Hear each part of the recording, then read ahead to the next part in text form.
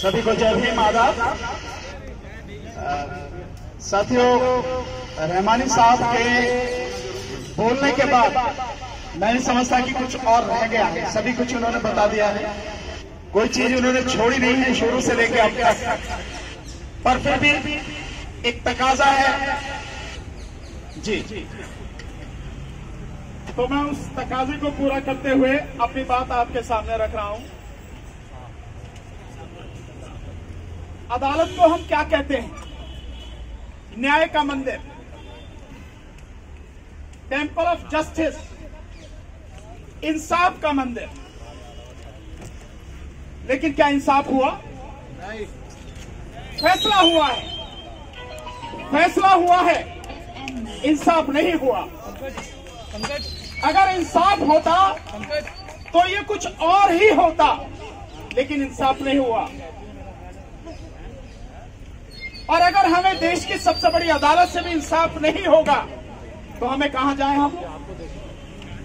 अनुच्छेद 142 की बात कही गई, आर्टिकल 142 की, कि सुप्रीम कोर्ट को कुछ भी फैसला करने की पावर है। ये सही है कि सुप्रीम कोर्ट को आर्टिकल 142 यानी अनुच्छेद 142 में इनहेरेंट पावर है, पूरी पावर है, कुछ भी करे। लेकिन उसमें एक शब्द है, वो पावर इस्तेमाल करेगी पूर्ण न्याय के लिए, कंप्लीट जस्टिस के लिए। अगर कंप्लीट जस्टिस करना हो तो 142 के तहत जो पावर सुप्रीम कोर्ट को संविधान में दी गई है उनका वो प्रयोग करेगी। लेकिन फैसला कहां हुआ? अभी परवेज भाई बोल रहे थे, बहुत बढ़िया उन्होंने बात बताई। जिन लोगों ने घर तोड़ा और घर पे तोड़ के कब्जा कर लिया तो अदालत ने उन्हीं को दे दिया। भाई बात तो सही है, घर तो तुम्हारा है लेकिन तोड़ा इसने, इसी को दे दो। भाई इंसाफ हुआ क्या? इस तरह से तो आपने उन गुंडों को बढ़ावा दे दिया, उन आतंकवादियों को बढ़ावा दे दिया, उन आतंकवादियों को बढ़ावा दे दिया कि जो कल किसी के भी घर पर कब्जा कर लेंगे और कहेंगे नहीं इसका नहीं, ये मेरा है। और अदालत कहेगी हाँ यार तेरा तो है, ये नहीं, ये कागज इसके पास है, जमीन इसकी है, मालिक यही है। पर नहीं यार, ऐसा फैसला इसको दे दे, इसको दे दे, तुझे कहीं और दे दे। ये न्याय है क्या? हम अदालत से उम्मीद क्या करते हैं? न्याय की। और अगर अदालत में न्याय नहीं होगा तो फिर कहां जाए हम लोग? कहां न्याय होगा? हमें सड़क पर आना ही पड़ेगा। उसी लिए आए हैं।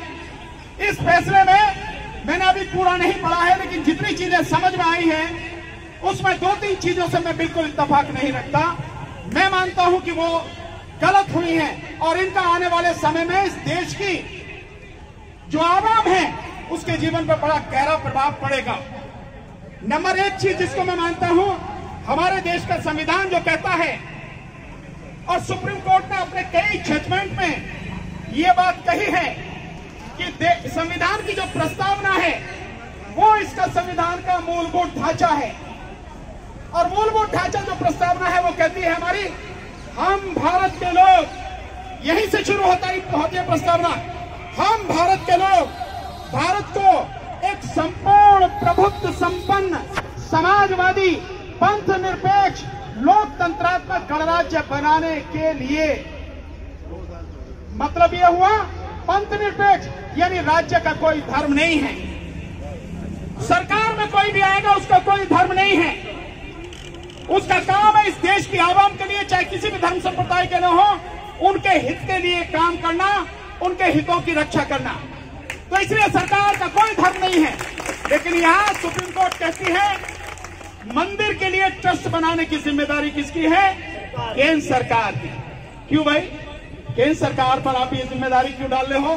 केंद्र सरकार को मंदिर बनाने के लिए ट्रस्ट क्यों बना रहे हो आप? इसका मतलब यह हुआ कि आपने एक धर्म विशेष का काम करने की जिम्मेदारी सरकार को दे दी और इस तरह से आपने संविधान का खुला उल्लंघन कर दिया, खुला उल्लंघन कर दिया। तो इस तरह से इंसाफ नहीं हुआ, बल्कि इंसाफ का खून हुआ और संविधान का उल्लंघन हुआ। और दुर्भाग्य से वो उल्लंघन भी माननीय सर्वोच्च न्यायालय जो संविधान की संरक्षक है, गार्जियन है, उसके माध्यम से हुआ। ये नहीं होना चाहिए था। दूसरी एक बात, आपने बाबरी मस्जिद वालों को 5 एकड़ जमीन दी। क्यों दी? जब आप उनका दावा खारिज कर रहे हो नहीं ये जगह तुम्हारी नहीं है, तो उन्हें जमीन क्यों दे रहे हो भाई? इसका क्या मतलब है भाई? मैं अगर कह रहा हूं ये जमीन मेरी, आप कह रहे हो तेरी नहीं है, तो फिर मुझे जमीन क्यों दे रहे हो आप? इसका जवाब है कि सुप्रीम कोर्ट के पास? सुप्रीम कोर्ट को इस बात का जवाब नहीं देना चाहिए कि मुझे 5 एकड़ जमीन आप क्यों दे रहे हो। इसका मतलब यह है कि मेरी जमीन थी, लेकिन क्यों? क्योंकि मैं ये मानता हूं इस देश में अमन चैन खत्म हो जाएगा, इसलिए भैया मैंने गुंडों को दे दी, भैया जमीन तुम्हारी है, तुम ले लो भैया, इसको और कहीं दे दो। यही तो हुआ, और क्या हुआ? इंसाफ नहीं हुआ अभी तक। इंसाफ चाहिए था और हम इंसाफ के लिए लड़ रहे थे। और दूसरी बात, जो बात कही है बार बार आरएसएस के लोगों ने लगातार, सरकार की तरफ से भी लगातार, मुस्लिम समाज के लोगों में जाके जगह जगह जाके कहा जा रहा है अमन बनाए रखिए, अमन बनाए रखिए। हम क्या गुंडे हैं भाई?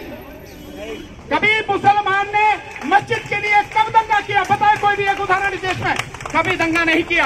अगर दंगा किया तो उन लोगों ने किया जिन लोगों ने मस्जिद ढाई, उन लोगों ने दंगा किया। और आप सीख हमें दे रहे हैं, हमसे कह रहे हैं भाई हमने कभी इस देश में, देश हमारा किसी के बाप का नहीं है, हमारा देश है, हमने कभी भी इस देश के अमन को खत्म करने के लिए कोई काम नहीं किया। हम तो सुकून चाहते हैं और चाहते हैं इस देश का हर व्यक्ति सुकून से रहे, और उसी तरह से हमने काम किया। लेकिन आप हमें ही सीख दे रहे हैं। अरे अगर आपको सीख देनी है तो उनको देते ना, जाके उन गुंडों को बताते कि अगर तुमने कोई बदतमीजी की, कानून तुम्हारे खिलाफ कार्रवाई करेगा, सुप्रीम कोर्ट का आदेश है तुम्हें बंद करके जेल में डाल दिया जाएगा। उन्हें कहते ना आप, लेकिन आपने उन्हें नहीं कहा। तो आप कर क्या रहे हैं? इसका मतलब यह है कि जो लोग इस देश में फिरकापरस्ती चाहते हैं, जो लोग इस देश की शांति को भंग करना चाहते हैं, जो लोग आतताई हैं, आतंकवादी काम कर रहे हैं, आप उन लोगों को बढ़ावा दे रहे हैं। सरकारी स्तर पर बढ़ावा दिया जा रहा है। और दुख की बात यह है कि माननीय सुप्रीम कोर्ट जिसे न्याय करना चाहिए था, उसने भी न्याय नहीं, सिर्फ फैसला किया।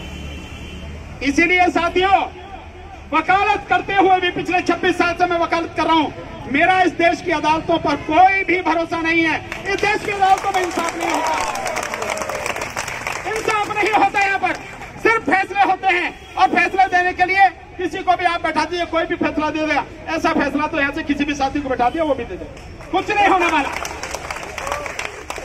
दिक्कत ये है साथियों। इसलिए साथियों, ये लड़ाई, अभी मैं जामा मस्जिद पे था, मैं वहां, हम लोग ईवीएम के विरोध में जो आंदोलन कर रहे हैं 26 नवंबर को, उसके सिलसिले में पर्चे बांट के आ रहा था। मैंने वहां पे जो सज्जन थे, मुझे नहीं मालूम कौन, मैं अंदर नहीं जा सका, लेकिन मैंने सुना वहां यही बात सारी कही जा रही थी, और ये भी कहा जा रहा था कि इसमें रिव्यू पिटीशन नहीं डाला जाए। और मैं कहता हूं ये तो हमारा कानूनी हक है। और अगर अभी भी सुप्रीम कोर्ट को चाहिए कि ये रिव्यू पिटीशन को एडमिट करे और इस फैसले में न्याय करे, इस मुकदमे में न्याय करे, उसके पास अभी भी एक मौका है। ये हमारे लिए नहीं, इस देश के आवाम के लिए, इस दुनिया के लिए। इस देश की अदालत क्या नजीर पेश कर रही है दुनिया के सामने? दुनिया में इस फैसले को कैसे देखा जा रहा है? आप लोग, अभी तहसीन साहब ने बताया 100 से ज्यादा इसके ऊपर आर्टिकल लिखे जा चुके हैं। दुनिया भर में आपका फैसला देखा जा रहा है, तो कम से कम हमारे देश की जो अदालत है उसमें ये तो जाए कि ये अदालत न्याय करती है, और न्याय में बिल्कुल दूध का दूध पानी का पानी होता है। जिसका जो हक है उसे ही मिलेगा, चाहे कोई दूसरा कितना भी ताकतवर। ये होना चाहिए, लेकिन साथियों ऐसा हुआ नहीं। रिव्यू पिटीशन डालिए।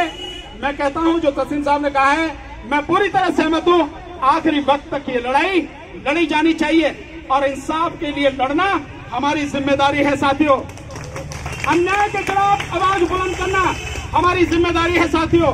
क्योंकि मैं आपसे कहना चाहता हूं, या तो आवाज बुलंद करना सीखो, या तो आवाज उठाओ जो उनके खिलाफ, अन्यथा तो लाशें उठानी पड़ेंगी आपको, हमको। इसलिए